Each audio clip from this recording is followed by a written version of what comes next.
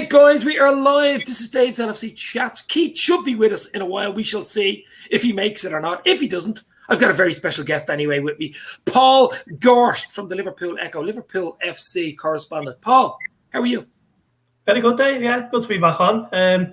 Always happy to come on, have a little natter about the Reds and talking about what they're up to. So I think last time I was on, we were in the depths of the winter run, weren't we? So, oh my God, depths of despair. The depths of despair. Do you know what? You were, it was in around, it was probably February or something you were on, I think. Something like that. Yeah. And who would have thought we'd finish third? I mean, that was just a crazy finish to the season, wasn't it? I mean, for us, you know what I mean? Yeah, it was 26 points from 30. It's 8 wins out of 10. The other 2 were draws.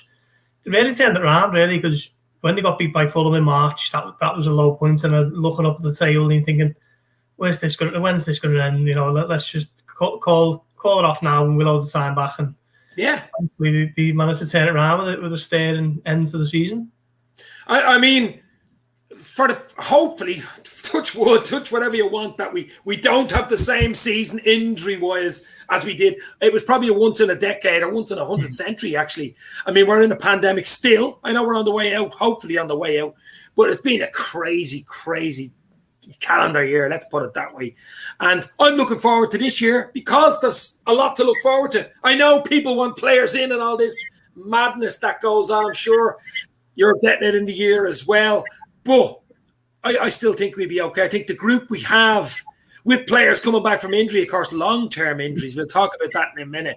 I think right now, with what we have, the collectives, they're all in Austria training, with Kanate thrown in there as well. I think even if we didn't add, which I think we will add 1 or 2, but even if we didn't, and our players can stay fit, which is a big if, I think we'll be in a good place. What do you think? Yeah, I completely agree. I think last season's injury crisis was, as you say, it was a complete freak, wasn't it, in terms of the amount of players and the volume of the injuries, particularly at centre-back. Van Dijk, Gomez, Matip all out for the season. Thiago was out for 3 months. Jota was out for 3 months. Milner was out for a bit. Henderson, his last game was February. Alisson missed 4 or 5 games. Trent was out for a month, Fabinho a couple of months. So pretty much everyone across the entire squad was out injured at one point or another, apart from possibly Robertson, Firmino, and Wijnaldum. So it's still, you know, everyone's back now, getting fitter and fitter every day, and so it's still the bulk of the squad that won the league by 18 points. You know, 12 months ago. You know, that seems like such a long time ago now, but it was only a year ago, wasn't it? That season ended up at Newcastle. Yeah. So it's the same squad. Minus Wijnaldum, but Jota, Thiago and Kanate on top of it. So, I agree with you. I mean, I still hope that they do a bit of business, and I still think they will. Sure, we'll come up to that in a minute. But generally, the squad is a really strong one when everyone's fit and ready, and you know, it looks as though everyone is getting towards top fitness at the moment out in Austria. As you said, it's right. I mean, for the 2 or 3 seasons we had where we won everything, basically, we were lucky with injuries, it has to be said, because we've had a tight squad out of the famous top 6, whatever you want to call them. We've had probably the tightest, smallest squad who relied on that core, that spine, you know, from the goalkeeper, Alisson, all the way through Van Dijk and the midfield, Henderson, and the front three. I mean, the front three have played nearly every bloody game. And we've been lucky in a way, haven't we? Until it really hit the fan last season, and just shows, you know, you need a big squad. That's a big shout out to FSG, by the way. So you know what I mean. That's where you need the big squad, isn't it?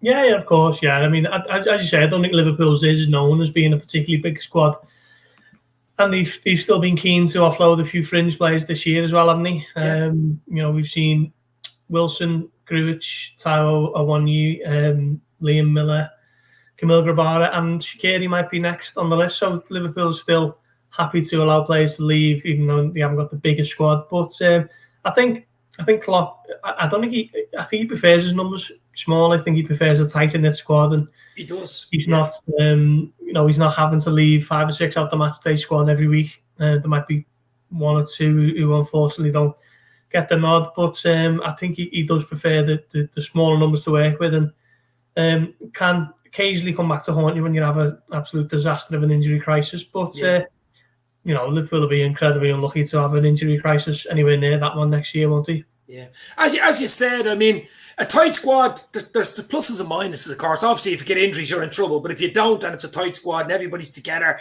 they're all like brothers and cousins. They're all like family, basically, LFC family. But the other good thing about it is it's harder to make anybody unhappy because you have to play what you got, basically. And they're not really leaving, although Origi and Shaqiri probably say otherwise, but you know what I mean. Yeah, it's harder to do. But before we get into transfers, and obviously looking forward to the new season, I have to mention one player, and of course he's just left us. GINI got the PSG. But what did you make of the stuff last week coming out? Now I have my own thoughts on it. Listen, we all know being famous. Sure, even on YouTube here, I'm sure you get it on Twitter and stuff. We all get it. Obviously, the bigger profile, the more you get it. But what did you think of GINI's the saga, the GINI saga? I read the quotes on Saturday evening, and I always think there's a clamour now, an instant clamour to either be outraged or to jump to the defence, and you have to kind of have an opinion on it within 2 seconds of it happening nowadays. I find, but at the time I read it and didn't really think too much of it, and then I was thinking about it, and I was thinking, does he have a point? Is that just a bit of a cop out? But I think there are two ways of looking at it. I think firstly, I think he's totally right to highlight the abuse that he was getting. It's the hot topic in the news at the moment, isn't it? We've seen, sadly, the England players racially abused for missing penalties in the Euros final, and racial abuse of high-profile black players is something that is never really out the news agenda, sadly, and it just seems to be ongoing and never ending at the moment. And obviously, things need to be done on the social media side of things and so on. But I think when he has got the fans in the ground to kind of listen to how he's received in terms of a performance, I think him and the rest of the players automatically go online, don't they, and see what's getting said about them and see how the performances are critiqued and so on. And more often than not, are they? More often than not, it's the morons just shouting into the abyss and abusing and saying things that are way over the mark. And I think he had a point to highlight it. A few people have said to me, Jamie Carragher responded to it, didn't he? You think he said, it's Keith. I think Carragher said, just delete the app and crack on. But he shouldn't have to, should he? It's his social profile. He obviously likes to engage with his fans and his supporters and his followers around the world, and he shouldn't have to be scurrying for the high ground just because a few idiots are saying this, that, and the other to him. So I think he was right to highlight it. I don't think it was the reason he left. I just think that was kind of conflated as 2 and 2 makes 5 to some. I just think it was part of a wide-ranging chat, but I think the whole conversation was strategically placed by his representative to speak to high-profile publications and journalists in this country and try and get across what he feels was his side of the story. No, absolutely. Keith, welcome to the show. Welcome back. Sorry I'm late, lads. I was out for a family dinner that's just kind of ran on a little bit. So between brownies and additional desserts, right? Yeah, so just kind of ran over a little bit. So listen, good to see you. Good to see you all. How are things? You all right? No, all good. We just started off. We're only in about 10 minutes, but I was just asking Paul about the GINI saga. It all broke last week. And what's your thoughts on GINI? You have a different spin on it. I'd agree broadly, I suppose, with what Paul said there. I thought it was odd. I did think it was odd. I just, to be the lead kind of story around it, it did feel like there was a little bit of deflection in there, just around the issue to kind of just take the view. Like as a fan, fair dues to him, to be honest with you. Like, he's given absolutely everything for the short. He's at that stage of his career where, you can't really expect the club to kind of go balls out, right, to give him what he wanted. Like, and at the 11th there, he went from Barcelona pretty much to PSG for a better offer. And you know what? I say absolutely fair ball. Something yeah, absolutely. Like, you're at that stage of your career. You've probably got one big move left, and you've given us an absolutely fantastic 5 years, to be honest with you. Thereabouts. There's trophies, there's performances, never injured, probably played through the pain barrier, all of that, right? And I don't think anyone I've ever spoken to, you know, when we knew he was going, certainly he was going, like, you know, from our perspective, you know, it was all, we wish you best and wish you the best. But, you know, I don't think anybody really would take away from his dedication, his performances, and his attitude. There's been nothing wrong with that. And I would have said fair dues to him, to be honest with you. So it's just, I suppose it's just a matter of how we take, like, everybody knows that. So there's no story there, you know, but there is a story, I suppose, in terms of what's happening online. There is a story in terms of trolling. There is a story in terms of racism. There is a story there. And, you know, we're only seeing, I suppose, you know, what's been published off the back of the overall interview. Like, the interview could have gone on significantly longer with a lot more in it. We don't really know, I suppose. So I just thought it was odd that was the main focus of it, and it did feel a little bit like it was kind of deflecting away from, and maybe kind of pointing more towards, well, the issue with me moving wasn't just about the money and the big tail end of my contract. There was more to it than that. And there was a little bit more going on behind the scenes, and I was getting a little bit of stick. And you know what? Maybe it was the right time for me to, you know, it just felt a little bit more like there was a little bit of deflection in there away from the core issue. Even though we really wouldn't have cared what the issue was, that you've got a bumper contract at the tail end of your career, you absolutely grab that with both hands and you move forward, and everyone goes, "Yeah, I see it," you know. So I just thought it was just unusual, to be honest with you, and it just, you know. Like, it was a little bit sour, wasn't it? A little sour, sort of. Like, there's absolute arseholes online, you know, but they are. We know that. They're not even the minority of the fan base. They're a subset of the minority of the fan base. And I think the lads at their stage, and they're obviously talking as individuals, as players, they have to realise that some of the shit that's being said online is nowhere near reflecting of the fan base. It's reflective of maybe 0.001% of the fan base. Now, it's the stuff that people read, and it's the stuff that sits with you, you know, and you know, when somebody says something like that, you can see the reaction. Like, you see a very little reaction to somebody saying, "Fantastic game, you played absolutely brilliant, great, fair enough, everybody." Somebody throws something else into the mix and all the trolls pile in.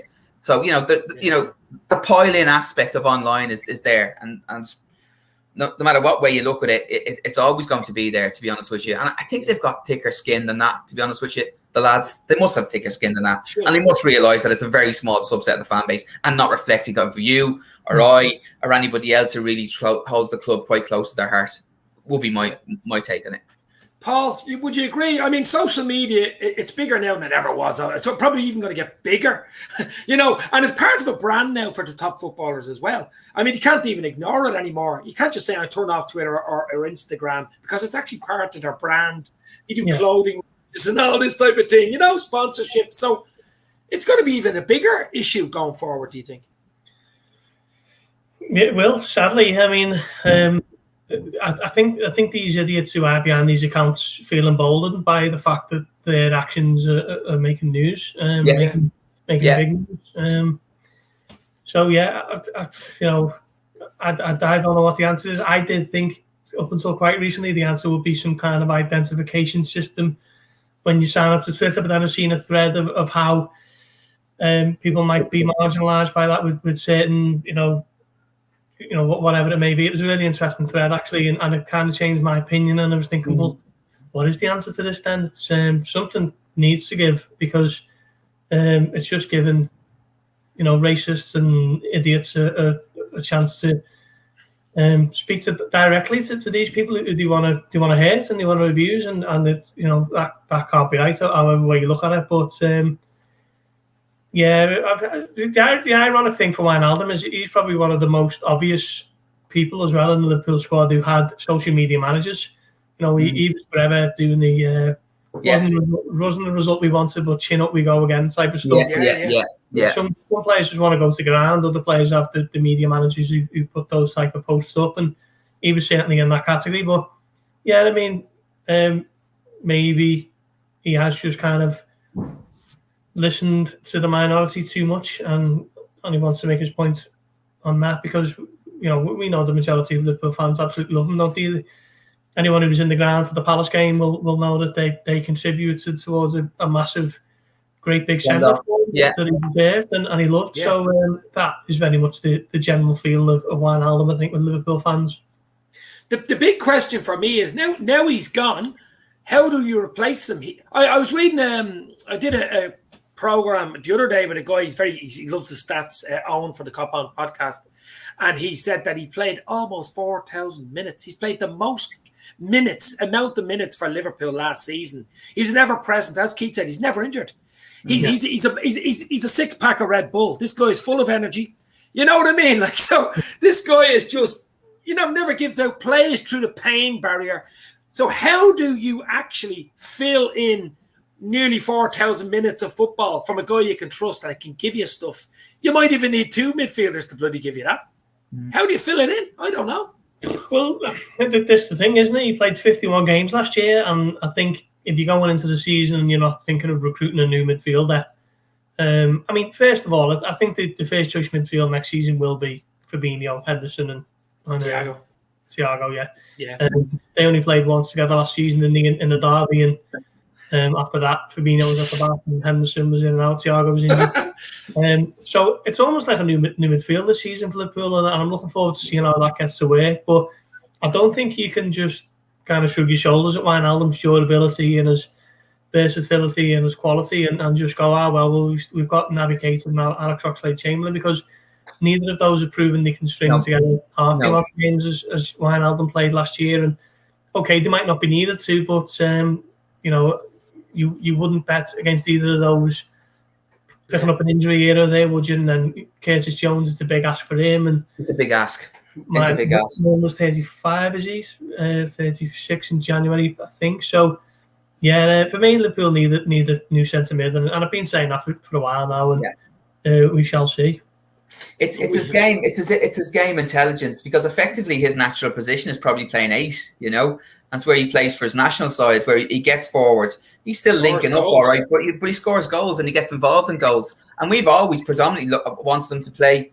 To play as a 6. I think the only couple of times we've actually managed to do it was that time he came on against Barcelona and the damage he did then when he comes on for that match.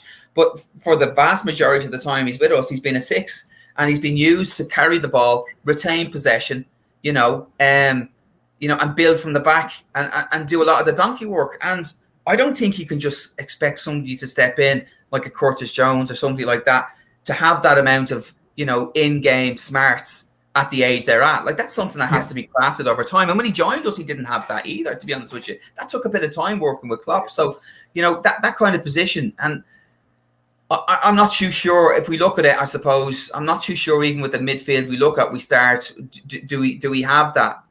Do we have that kind of capability? I think at times, Thiago can lose a little bit of his, not necessarily his composure, but certainly, his positional play, I think, can be questions from time. He gets caught above the ball in a completely wrong position and leaves us susceptible to the counter-attack, which you never saw with GINI. So, maybe a little bit more time with the team, he can step into that position, be a little bit more disciplined in terms of how he plays. But I don't think we've anybody who steps naturally into that position that GINI has held for us. Obviously, Fab being fit, he's going to sit as the 6, and then we've got a little bit of stuff that we can do left and right of that. But Fab has probably, he is susceptible to an injury. And if we do that and we bring in Henderson back into 6, and then where do we mix it around? So I think we look at it from the back four's position. I think we're touch wood, we don't experience anything like that again, and we look to be fairly set across the back four with a lot of options, right, to make it up. But I do think with an injury or two, we're going to be left light in the middle of the park, and I think for us not to reinforce in that area before the season, it's a mistake, and it could be suicidal for the entire season if we get a bad run of injuries. And everybody, our front three, that three main midfield players are all susceptible to the odd injury. What you're hoping is that two of them don't pick up an injury at the same time, and I can actually see that happening next season. And they're not getting any younger either. You know what I mean? It's an old sort of midfield tree, isn't it? Are we starting the rebuild this summer? I don't think we're going to start the rebuild this summer. It doesn't look like we're going to do it. It looks like we're probably going to start the rebuild maybe 2022.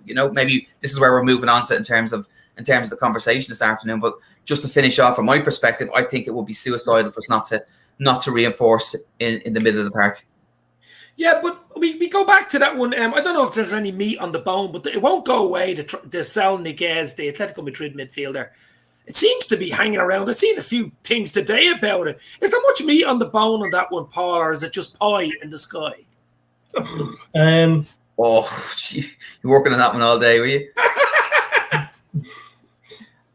I don't know. Is the honest answer. I don't think so. But we've seen last year with Thiago that he was getting linked for months and months, and Liverpool actually hadn't made the move, and then flew their doctor out to Munich on the Wednesday, and he'd signed by the Friday. They moved very, very, very quickly, Liverpool, when it's time to do business, and that is one reason why I'd probably urge a bit of patience from the fan base.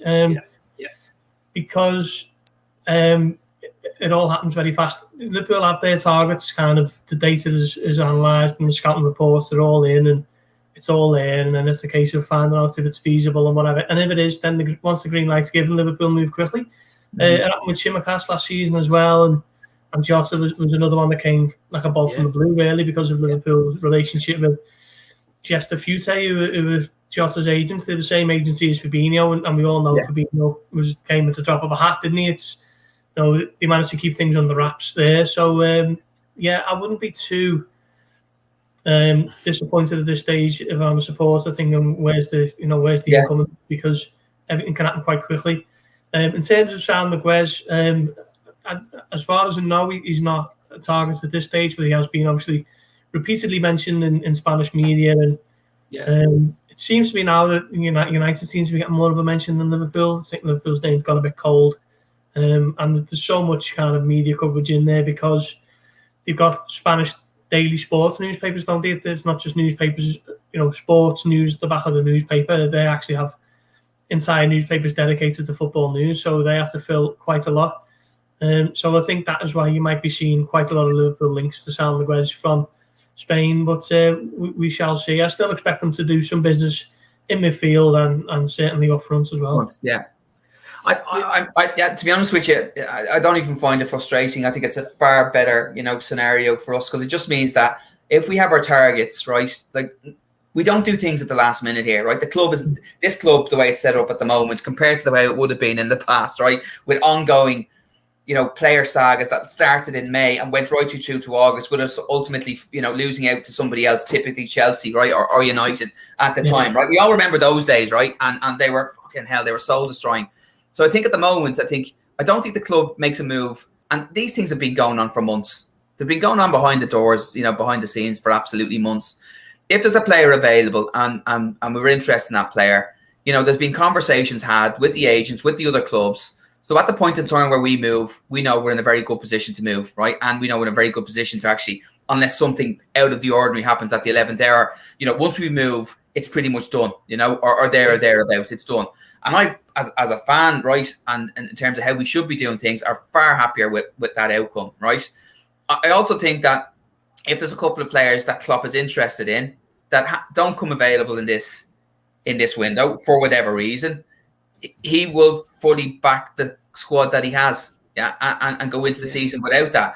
I don't think he moves to his second or third option that often, to be honest with you, based on what I can see. There's a set of top tier targets that we go for, and if they're available, we'll go for them, right, at the right money, obviously, right?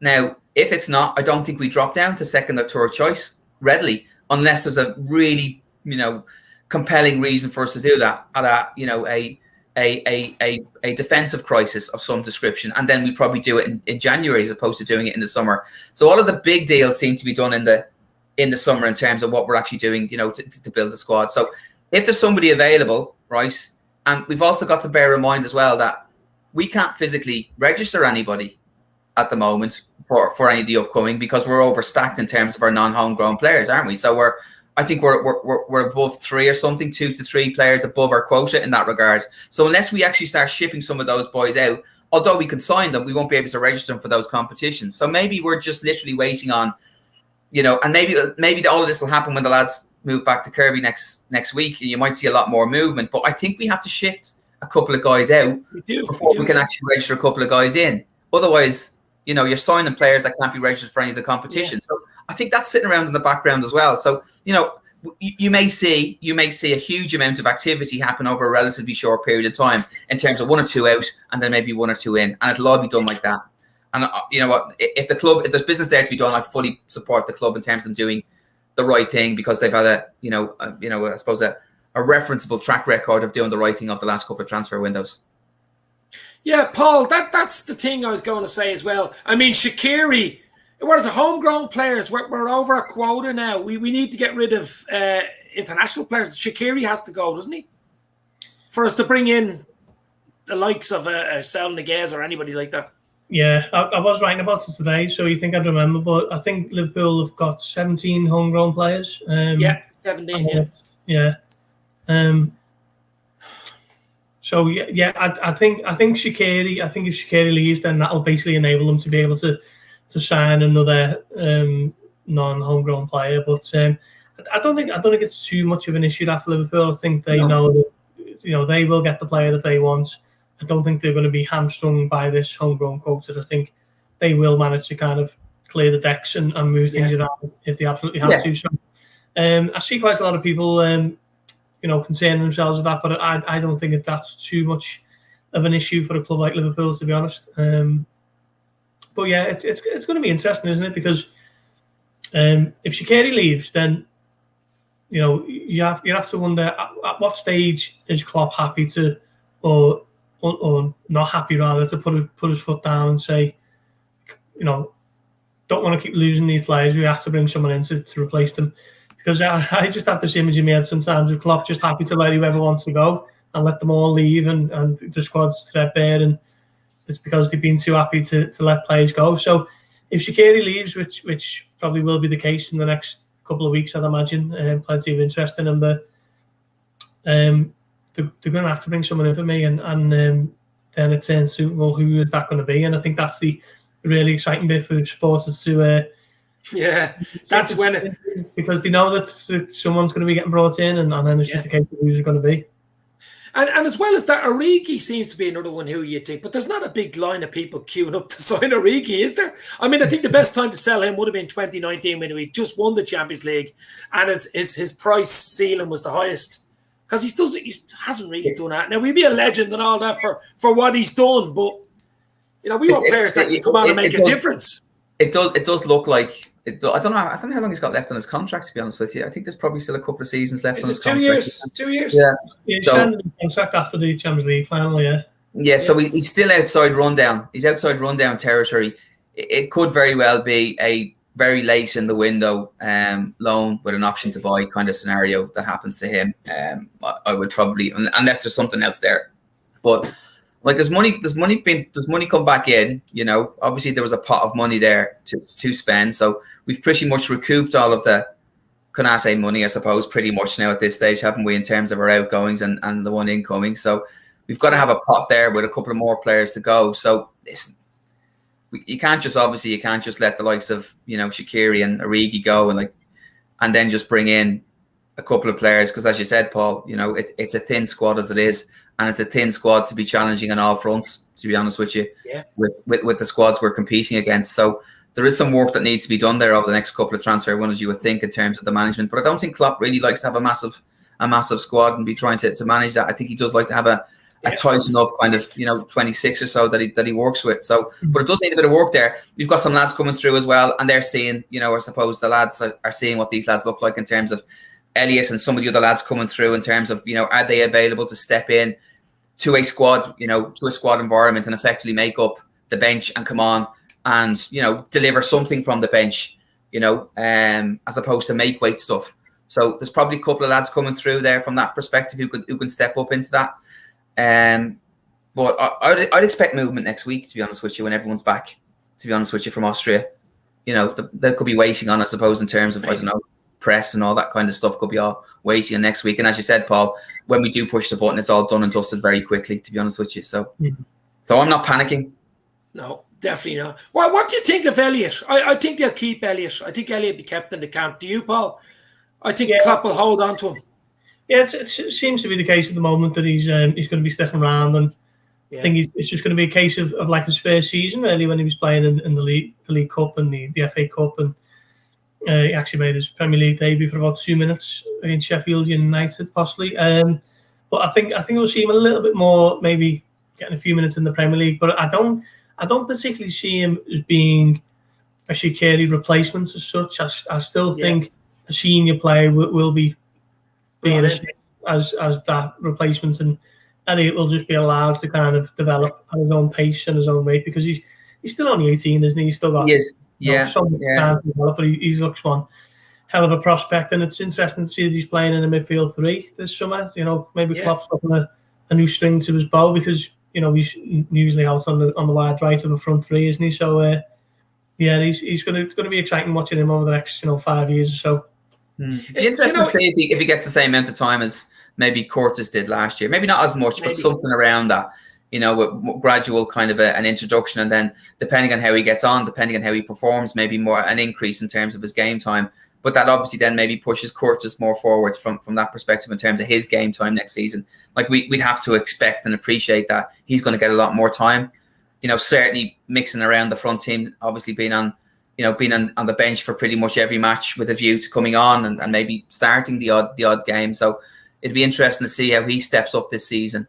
And has he moved on and developed more than some of the glimpses he showed last season? See a little bit more consistency, I suppose, in terms of his performance. So like there are some green shoots out there, I suppose, in terms of what we could have coming forward that could add something substantial to the overall campaign next year.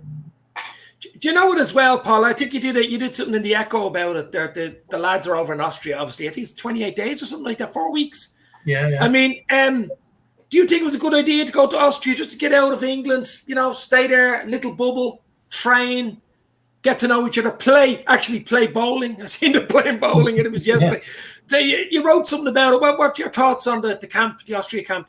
Yeah, a very interesting camp this season, or summer schedule. Normally they do the local friendlies around the north of England, and then they fly to America, and then they have all the huge kind of commercial activity that comes with that, and then Klopp gets his week in Evian or wherever it may be, and then they're back home to England. But very different one this summer. I think they were very kind of and ahhing, to and fro, and if you like, over what to do, and in the end they've just decided to pop off to Austria for the best part of a month. But they're in the third week there now. They moved camps on Sunday. I think they've gone from Southfelden, where they were last year, to Tiroli or Tyrol. And then they're moving to Evian on Sunday. I think they're going back to Evian, which is a camp that Klopp is a huge fan of. He's obviously been there before and loves the facilities there. So it's a different one. The players are away from the family and friends for 28 days. And normally when that's the case, all the focus is just on a World Cup or a European Championship or whatever it may be. But this one is just about getting fit. The competitive results don't really matter, or the results don't really matter. It's not that competitive, and it's just about getting fitness in your legs. And the upshot of that is the club have had to kind of juggle a few things to keep the players entertained, because you're away for a month without your mates and whatever else, and your family and your friends, and there's only so many things you can download on the Netflix and watch on the hotel Wi-Fi. So I think the club have been doing quiz nights and boat trips and walks around the mountainside, and just trying to keep them, as entertained and as interested as they can during the double sessions and the games and so on. And I think you will see Liverpool hit the ground running because of this training camp, because he's got so many of his big guns there from day one, and that is something that he's very rarely had the opportunity to do over the last 6 years. Yeah, and one player before we go, we got to talk about is Van Dijk. I mean, there's a chance he might get minutes tomorrow against Hertha Berlin. You don't want to be rushing him back, to be honest, do they, really? But I mean, my God, we've missed that man, haven't we? It's just great to see him on the training field, isn't it? Or even with a bowling ball, it's great to see him. I mean, are you writing a piece on him tomorrow, I think, are you, for the Echo? I am, yeah. You must have access to my content. Speaking to a couple of people around the Austrian camp this week just to get a feeling of how it's going, and I was keen to speak about Virgil when you seen Klopp saying that he might get 15-20 minutes. It sounds like he's ready to go. He's there was the situation around the Euros, wasn't it? Where it was, will he go, won't he go? And in the end, he took the decision to not go, which I think Liverpool are privately delighted that he took the decision to do that. And if you think that, the Euros began, when was it?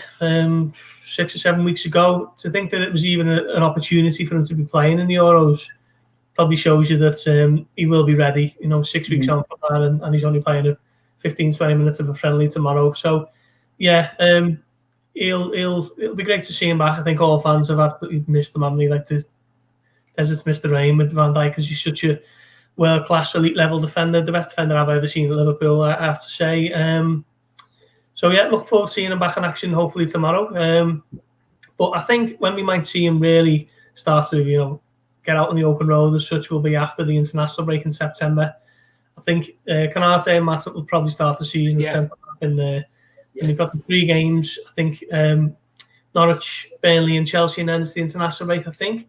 And then when they come back mid-September, I think Van Dijk will be ready to really put his foot down. As long as there's no injuries. For fuck's sake. No, stop it. Well, actually, Ibrahima Konate, he is some unit, isn't he? It looks like you've got a massive head. Your head's slightly smaller. That's intelligent. That's intelligence. There's an intelligence. I look like some sort of fucking pygmy. Well, can't say that. I can't say stuff like that now anymore, so I'm not going to give myself into trouble here. What do you guys think of the man Konate? He's a big unit, isn't he? He's a big lad, like, my God. He's about 6'4", 6'5", maybe. I mean, I've seen him in training with Van Dijk. Imagine the two of them together. The wall. The LFC wall. I think if you have an opposition striker playing against those two, you probably get to the halfway line and just think, I'll stay in. Yeah. I think Liverpool are delighted with his speed and his comfort in possession. He can really push up next season, carry on playing that high line without too much issue. And at 22, he only turned 22 in May as well, so he's got all the years on his side to become a really top-class centre-back. So another reason to be excited, I think. Yeah, I don't know. It's interesting, I suppose, isn't it? Like, who do you think is it's too easy. It's too early, irrespective of promise and sign-on fee to start calling Konate and Van Dijk. Like, I still think it's one of those two with Matip. When Matip's fit, Matip's fit is brilliant. Matip's fit. I don't think there's anything like him, to be honest with you. I think he's phenomenal. And I think again, very underrated because of all the injuries that he's had. But when he's fit and on song, he's fantastic for us. He's an absolutely fantastic defender, and bringing the ball into midfield, and he rarely loses the pass as well from that perspective. But it'll be interesting to see from my perspective that if we do have 2 fit commanding centre halves and we do allow, both of Trent and Anderson or Robertson to bomb on. And effectively we play 2 against 2 at the back, effectively squeezing in. Are we going to pursue or with that type of style of football, or do we mix it up a little bit in terms of our style next season? Because it's one of the big things, I suppose, that's happened certainly over the last 18 months is that we do feel a little bit, possibly due to personnel and injuries, but are we kind of predictable in terms of our patterns of play, and have teams kind of found us out to a degree, making it more difficult for us to score? Not saying that we don't dominate games and dominate possession and dominate territory and do all of those things, but we're certainly not converting, against a low block as well as we were a couple of seasons ago. And I think we have to expect that next season we are going to be playing against the same type of low block for the vast majority of teams that we play against. So what are we going to do slightly differently, to help open up defences? Yeah. And, I think that's a big question for us. I haven't seen in pre-season in terms of how we play. But then again, we're obviously going to hold our cards very close to our chest and we're literally just doing it for fitness. We're not going to see any of that. But there hasn't been any major difference from my perspective in terms of how we're playing going forward. I don't think we will see it until Norwich, to be honest with you. But you'd like to think we've got something up our sleeve. We did it. We did it not last season, the season before, when we went back to front very quickly to get around that low block, right? With Van Dijk getting the ball forward very quickly, or somebody, whoever's playing alongside him, getting the ball very quickly. So before the teams got set, but teams have seemed to cotton on to that as well. So it'd be interesting to see what we do differently, and is that maybe just the addition of somebody else up front who adds something different in terms of a fox in the box type player who can finish when we give them a chance, and we maintain the same patterns of play, or what do we do there? I just think that's interesting. Yeah, it's going to be an interesting season. I think we'll leave it there. You're all looking forward to season. I'm sure everybody in the comments. Can't Thanks wait. for the comments, guys. I just can't wait. It's exciting. Paul, you can't wait. You're looking forward to it. Your work starts right now. Oh, my work never stops, Dave. No, I'm looking forward to it. I tell you what, I'm looking forward to just getting back to what is a normal match day. Fans in the ground, atmosphere, a bit of a buzz. Because it was soulless at times last year, and reluctant to bemoan it too much because I'm very privileged, but it was desperate at times last year at Anfield. No, you're absolutely right. I mean, that's a great way to finish it. Fans back at Anfield, the Reds back at Anfield with wins, everybody raring to go. I'm looking forward to it. Keith, Paul, it's been emotional. Thank you very much. We'll do it again. Stay safe. Yeah, Cheers, take care of yourselves, right? See you soon. Take care. Bye-bye.